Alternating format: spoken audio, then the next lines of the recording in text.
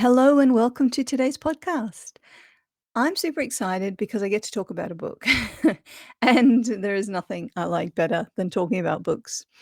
But our guest today is Emily Kircher-Morris. You may know her from the Neurodiversity podcast. She is a counselor, an educator, an author, and the host of the Neurodiversity podcast, as well as being twice exceptional and a mum of twice exceptional kids. And today we're talking about her recently published book, Teaching Twice Exceptional Learners in Today's Classroom. And it's really awesome.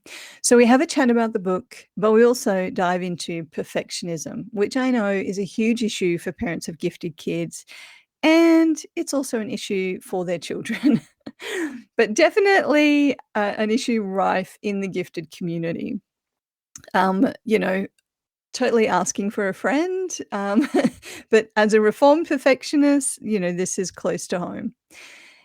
We also have a chat about diagnosis. Should we get our children diagnosed? Should we tell them they're diagnosed? And it's really great to have that conversation and a few other little things in there as well. So an awesome episode. It was an absolute delight to catch up with Emily and chat about her new book and some of the information side of it and those topics. And I hope that you really enjoy this episode as well. Let us know if you do. You can get in touch with us on our Facebook page or our Facebook group, or sign up to the Our Gifted Kids newsletter on the website, ourgiftedkids.com. So I'll talk to you soon and let me know, what do you think about this episode? What are your biggest questions around perfectionism and diagnosis? And did we answer them for you today? See you soon. Bye. Hi, I'm Sophia Elliott. As a parent of 3 gifted kids, I'm here to talk about all things gifted, because I've been isolated and uncertain, and I felt like that parent. Then I found peace of mind, support, and my community. This podcast is about sharing that journey, actually parenting gifted kids, and connecting with advice and support. So we have everything we need for every member of our family to thrive. This is the Our Gifted Kid podcast. I'd like to welcome to the podcast Emily Kircher-Morris, counsellor, educator, author, host of the Neurodiversity podcast, twice exceptional, and mum of 2 kids. She's got it all going on. And it's a delight to have you joining us today. Welcome, Emily. No, thank you so much. I'm so happy to be here. It really is a delight. And today we're going to talk about your recently published book, Teaching Twice Exceptional Learners in Today's Classroom.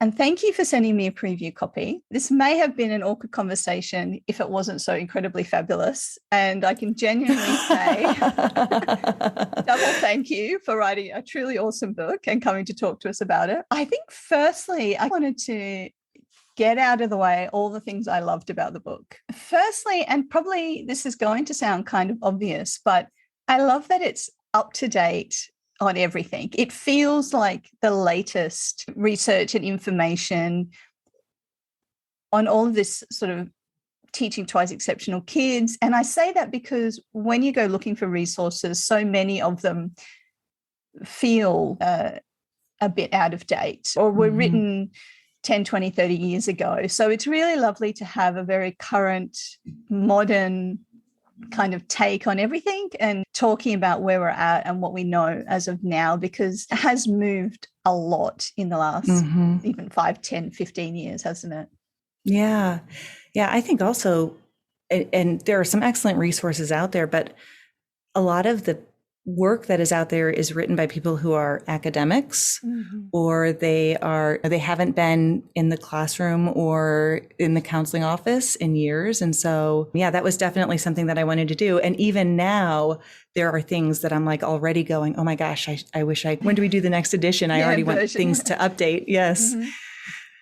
Yeah, I'll bet. And it's lovely that you now have this amazing, very thorough resource that you can do future editions and keep updating. And it is very thorough. You talk about how to identify TUI students, independent learning plans, accommodations, modifications, interventions.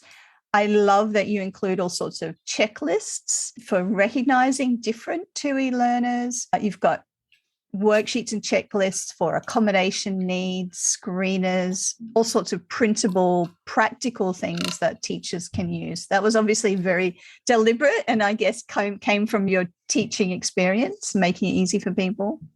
Yeah. There's lots of case studies, which I think is a really great way of seeing, right, what does this look like in the real world, what we're talking about. I love that you've looked at each exceptionality through the lens of giftedness, which sounds pretty obvious in a book about 2E kids, but it can be really hard to find that information that looks at ADHD or autism through that gifted lens, because it does change things, doesn't it? Oh, absolutely.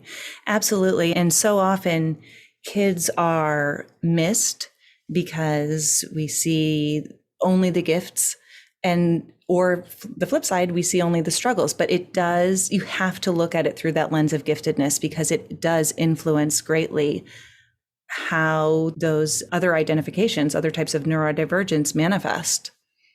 Yeah, hugely important. And as a parent, it can be really hard to find professionals, let alone teachers, who have that understanding of not just what giftedness looks like, but what ADHD or autism looks like when you're also gifted. So it's great that you've got so much detailed information about that, and also like checklists and worksheets and different things.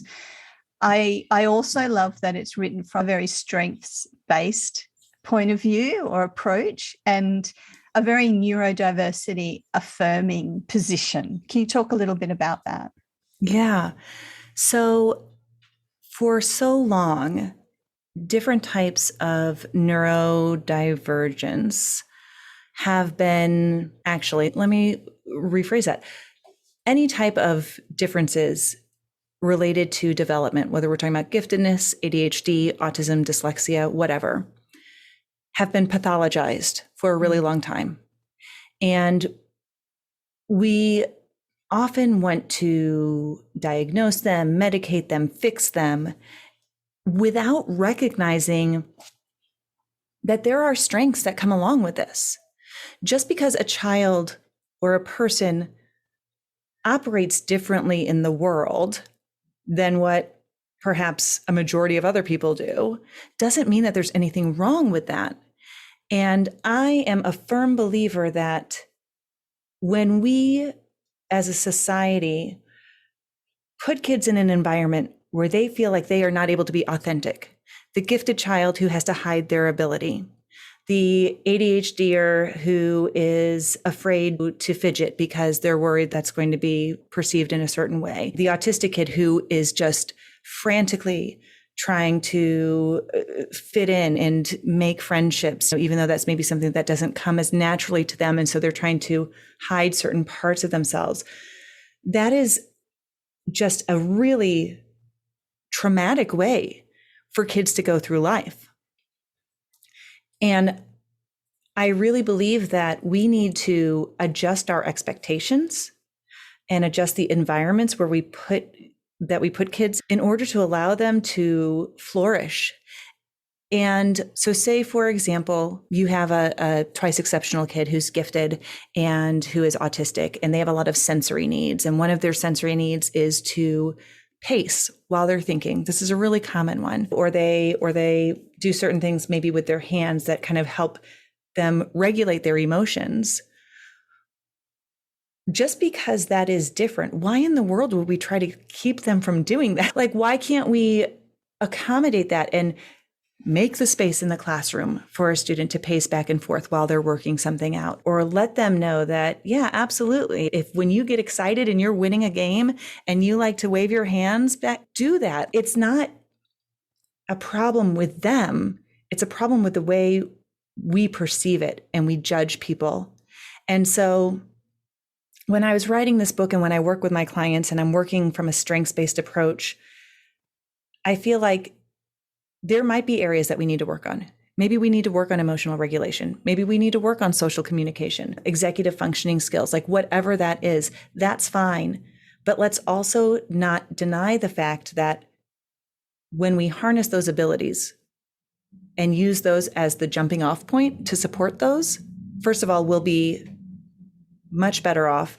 And also when we bring the kids into the process and collaborate with them and make sure that we're not trying to fix something that isn't really a problem, we empower them to be who they are. And that's just really a powerful experience for kids.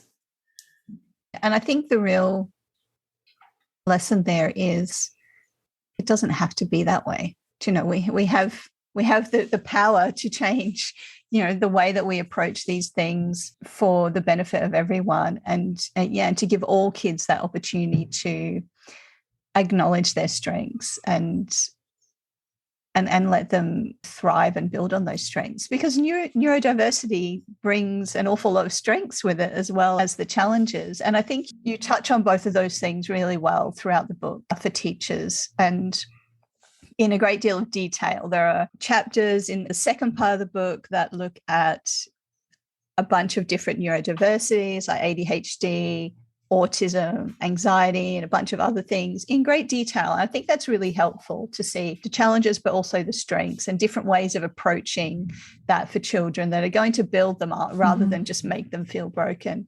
And I think that's a really nice tone, supportive, comforting, positive tone throughout the book. And like you say, it's that normalizing neurodiversity, and actually just let's talk about the elephant in the room. There's a whole bunch of people out there, like more than we acknowledge or realize, that are neurodiverse. This is actually a normal thing, and those differences really aren't so great.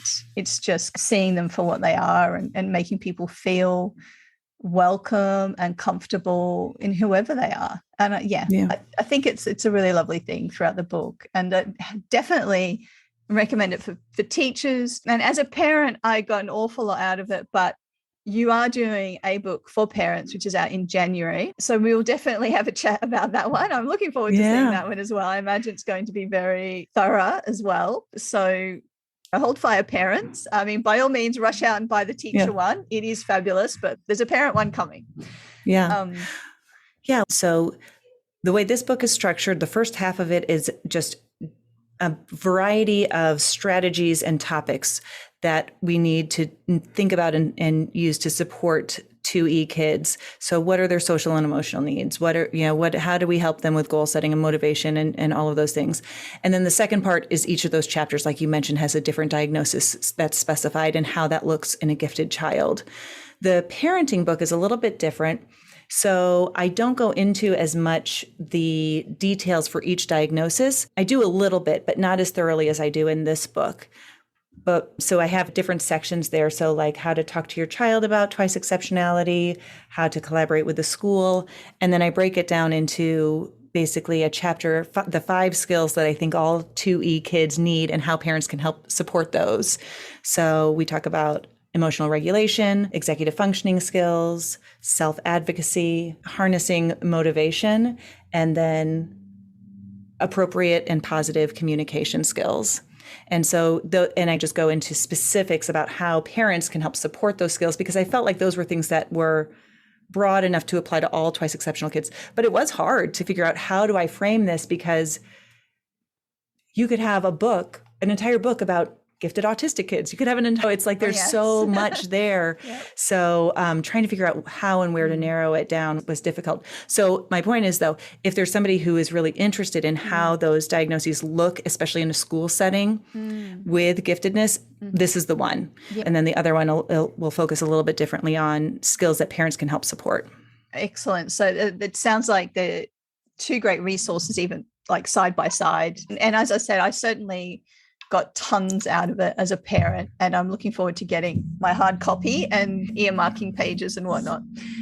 So we're going to have a little dive into perfectionism today and have a little chat about that. But first of all, there was one question I wanted to ask you that you talk about in the book, and that is, should parents be worried about overdiagnosing their gifted kids? Because this does come up. I've heard this a number of times. Parents are like, I know my kid is gifted.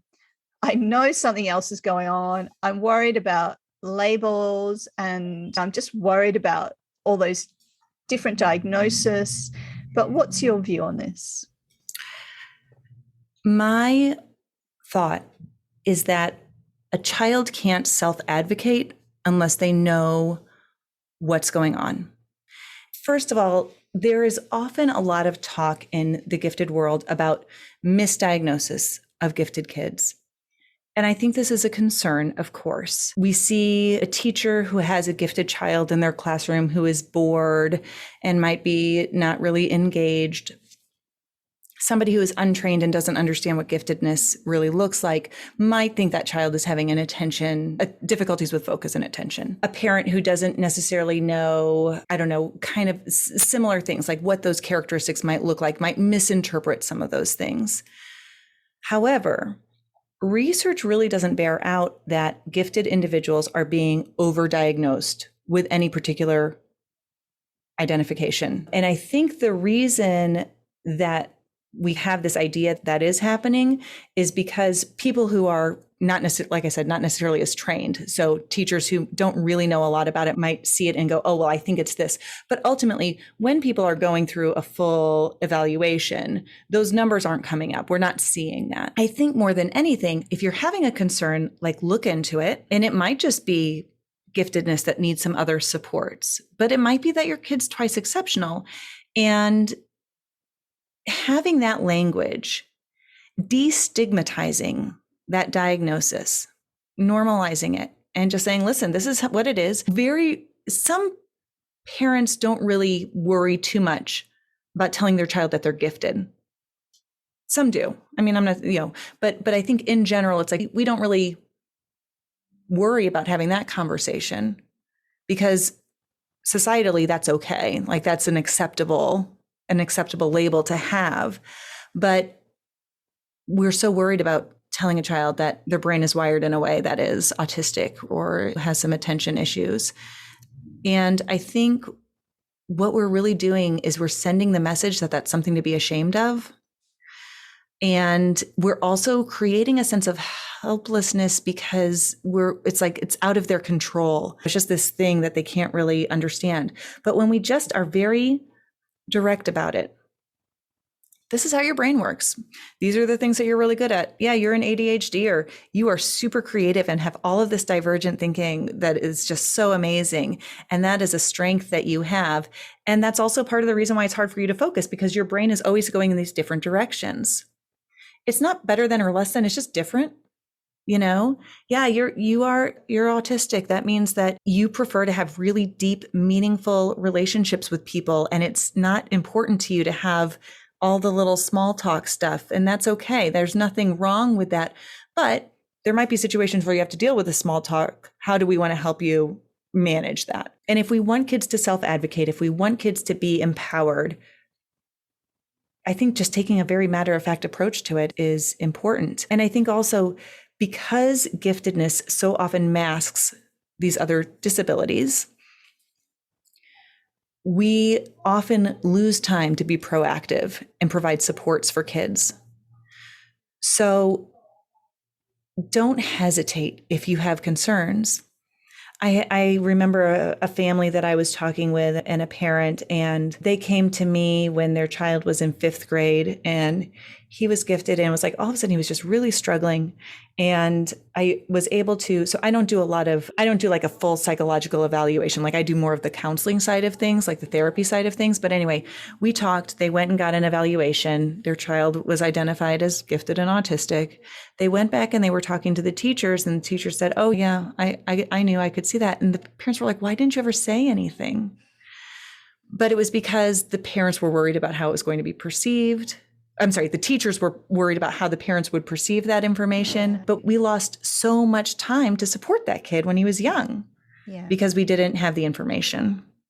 Yeah, and I hear that as quite a common thing. And I would just encourage the grown-ups in a child's life to be brave enough to have those conversations, because it's like you say, you miss out on years of opportunity to provide that support and understanding. And I've not met a single adult who has had a diagnosis as an adult who hasn't been relieved and all of a sudden their life makes sense, and who has been like, I wish I knew this sooner. As a kid, I would have known who I was. I could have got help. There's not a single adult I've met who hasn't wished that. Let's learn from that and and make those inquiries if we've got a gut feeling. And if you've got suspicions about a student, just have an honest conversation. They can feel tricky, but it might have significant change because that kid is struggling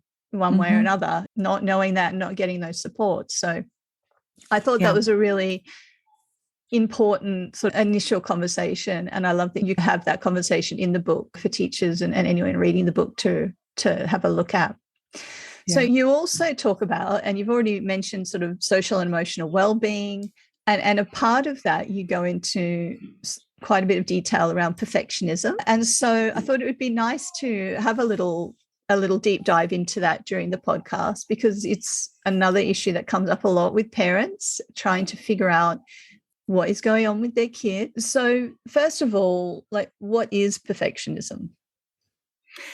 I think perfectionism is a really important topic, and I think that it is often misunderstood. I know. So to me, perfectionism it's an anxiety-based response to feeling as though there's an expectation that somebody's not going to live up to.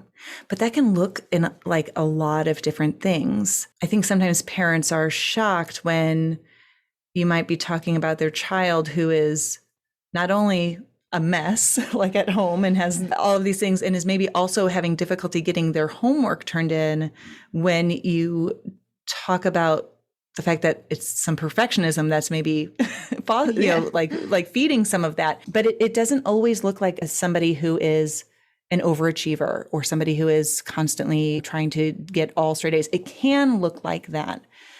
But it can also look like somebody who is avoidant in their approach to tasks, or somebody who really is just worried about how other people perceive them. And so then they try to mask or hide what might be perceived as deficits.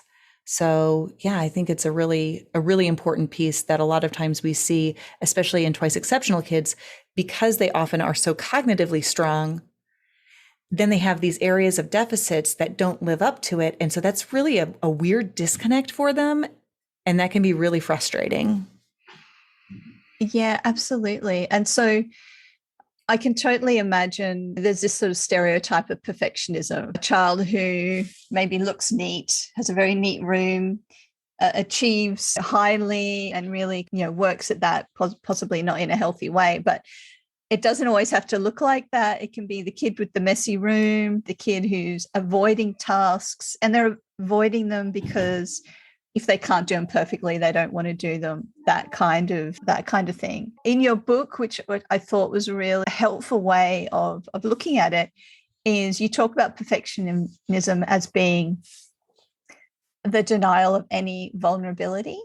So and then this is a little quote from your book. They fear that any errors that they make will be seen and judged negatively by others. This perceived judgment triggers shame, which causes stress. So it's this idea that if I don't do it perfectly, other people are going to think badly of me and I will feel shame. And I'm going to get really stressed and anxious about that, because who could live up to that? And shame, and I love that you've, quoted Brene Brown there, being a big Brene Brown fan. But, shame is that kind of idea that I am broken, not just I did something that wasn't great. So I think as parents, it's really helpful to know those root causes, and as teachers, and I love that you go into that quite a bit in the book. So how can we help our 2E students or children overcome these sort of perfectionistic tendencies? And we know that it can look like a bunch of different things. How do we help them work through that? Yeah. I think there are a variety of things that we can do, just as far as normalizing making mistakes or not being perfect. I think that gifted kids specifically, sometimes, because, gifted kids, all of a sudden it's like they're 4 and they're reading and nobody has taught them how to read, or whatever the situation is. They learn these things almost through osmosis. It's like without ever being taught these things.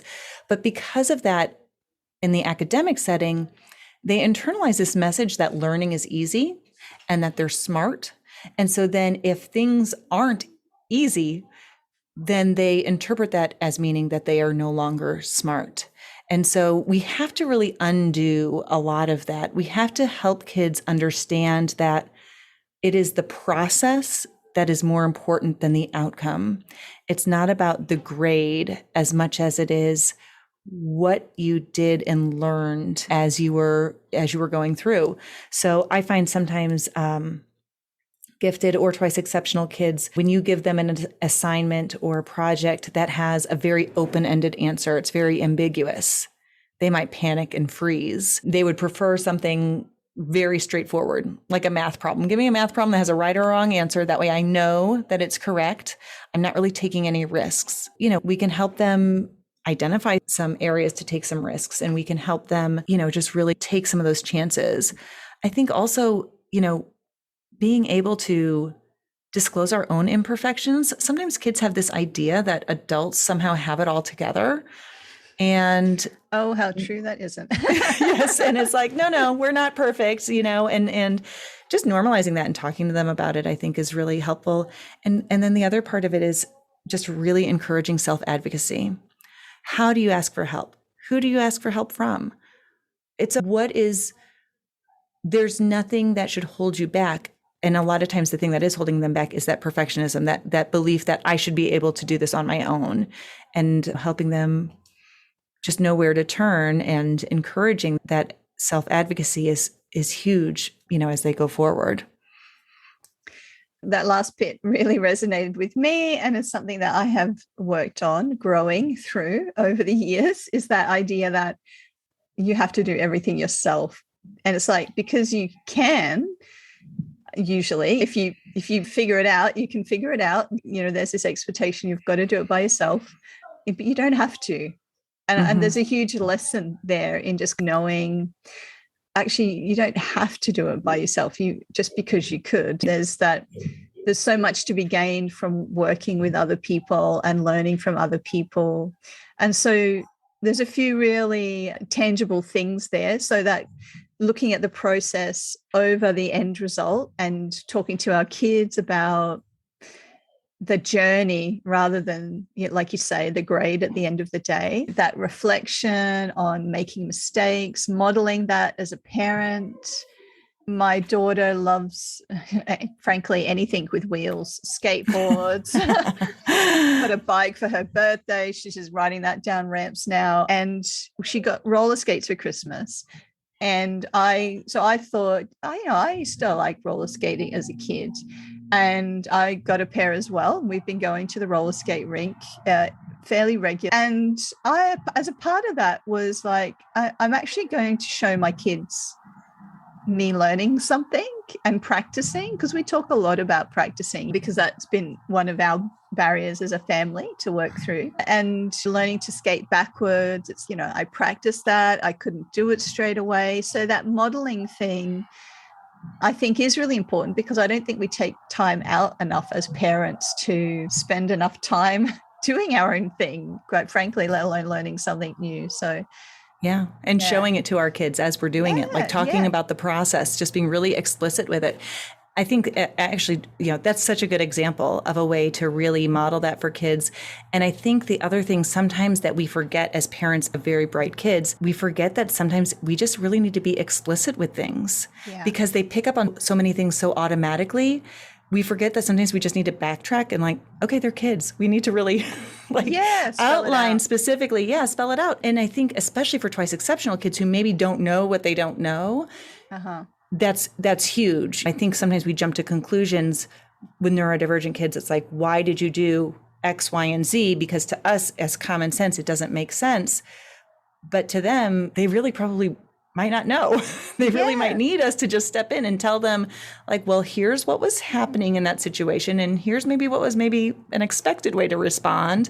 And a lot of times when I talk to kids and just do that from a very non-judgmental place, they're like, oh, didn't know that. We'll continue to take that into account. Absolutely.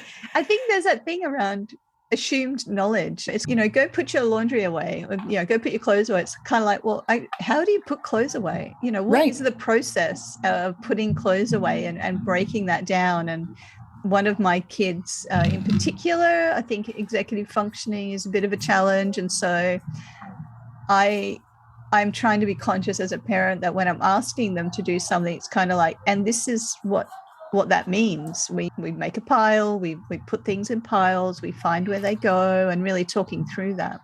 Yeah. I think I was just going to say, I think the roller skating experience has been really good because we had the opportunity. I said, I always wanted to skate backwards. Let's go ask, do you want to do that? And she was like, yeah. So I'm like, well, let's go ask someone for some tips. It's a really lovely place we go to. So we got some tips, and every now and then an experienced skater will just kind of go, try this. And so it's that constant thing of accepting help from others gracefully and willingly and learning. So it's been really good. Yeah. Yeah.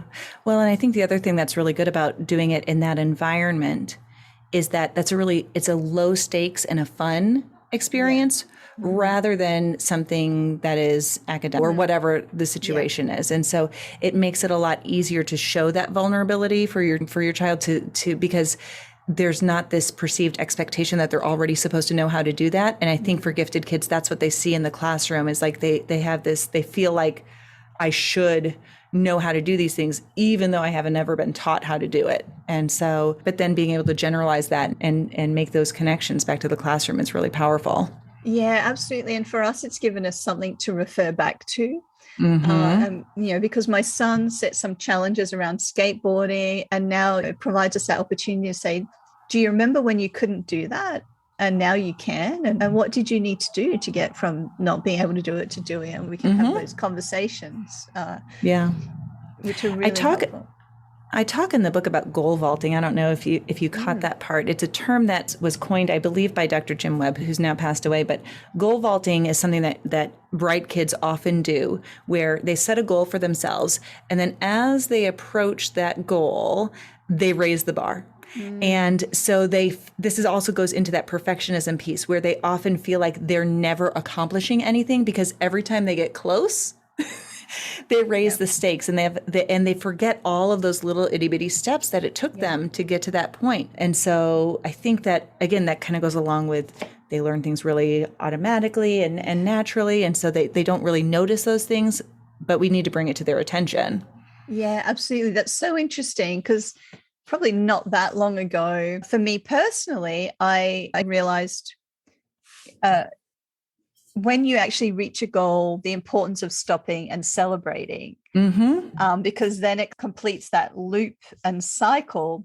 And so if you're constantly changing the goal and never actually achieving an outcome and therefore never celebrating the outcome, man, that's just going to get exhausting. Why would you strive for anything? So it's a recipe for burnout. It is, right? Yeah, absolutely. So I love that kind of consciously sticking to one goal, celebrating that, and then adding a new goal afterwards, but kind of making that concrete celebration point. Yeah, I agree. I agree. And that could go for a variety of areas in life. But I think that that's also just part of, it's like a little bit of self-care too, like being able to take that moment and just reflect on that and not just continuing to spin your wheels. Absolutely. Yeah, absolutely. I really like that in the book you have the asking for help worksheet for students. So just a worksheet there for a variety of different ages, just to help with that narrative around figuring out where a student is at, and that guidance there for teachers or parents if they're looking at that to how to have those conversations around perfectionism. And I love that you include that very practical help throughout the book. And briefly, you also go into, you've mentioned sections on anxiety, but also that existential depression, self-injury, suicidal thoughts. And these are scary kind of topics for parents, but very real, possible journeys for many parents, unfortunately, that I know their gifted child at a really young age, well under 10, are having these existential depression, self-injury, suicidal sort of thoughts. So I love that you've included that in there as a real challenge with this demographic. Yeah. Yeah, something to watch for and be aware of, and recognize that it's not all kids, but part of that is developmentally.